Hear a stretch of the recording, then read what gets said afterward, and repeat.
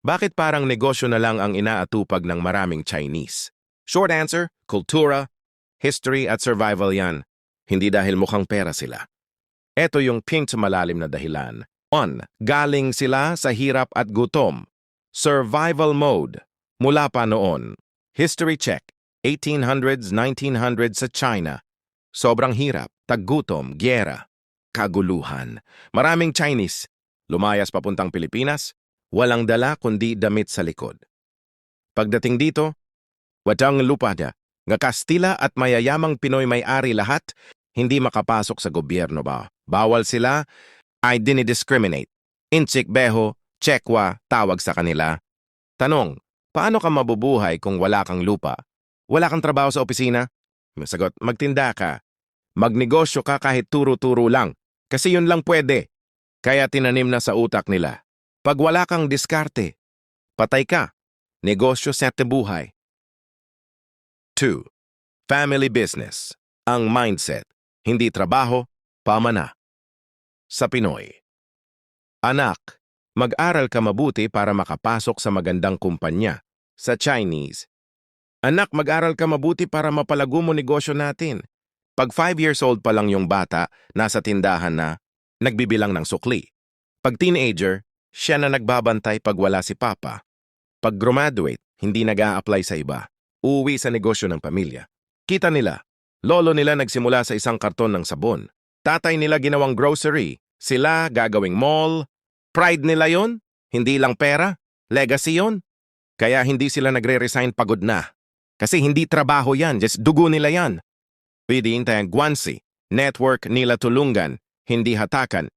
Guanxi, your connection, utang na loob sa kapwa Chinese. Halimbawa, magbubukas ka ng hardware. Punta ka sa tito mong Chinese din na supplier. Bigay sa'yo. Sige, 60 days to pay. Bayaran mo pag nakabenta ka na. Walang tubo muna. Sa bangko, 20% interest, 100 requirements. Sa kapwa Chinese, tiwala lang, kamay lang. Kaya mabilis sila lumago. Kasi nagtutulungan sila, hindi nagsisiraan. Pag umasenso ka, angat tayong lahat. Pag bumagsak ka, tulungan ka namin bumangon. Sa Pinoy minsan. Pag umasenso kapitbahay ko, kaiinggitan ko, sisiraan ko. Yan ang difference. Strata 4. Tipid muna bago yabang, delayed gratification. Nakita mo na ba Chinese na bagong yaman? Nakatsinelas pa rin, lumang kotse, sa palengke pa rin namamalengke. Pero yung negosyo, 3 branches na, sa Pinoy minsan. Pagkasweldo, iPhone 15 agad. Pag kumita negosyo ng 50K, kotse agad. Sa Chinese, kumita ng P1M. Tuwi reinvest ulit 900K sa negosyo. 100K lang pang gastos. Mantra nila, kumain ka ng lugaw ngayon, para lechon ka bukas. Mantra ng iba. Lechon ngayon, lugaw bukas, bahala na. Kaya yumayaman. Kasi inuuna nila palaguin yung puno bago mamitas ng bunga.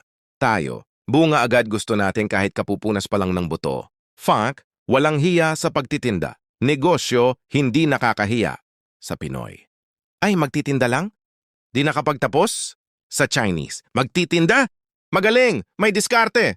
Walang ego. Kahit gaano kayaman, bababayan sa tindahan para magbantay.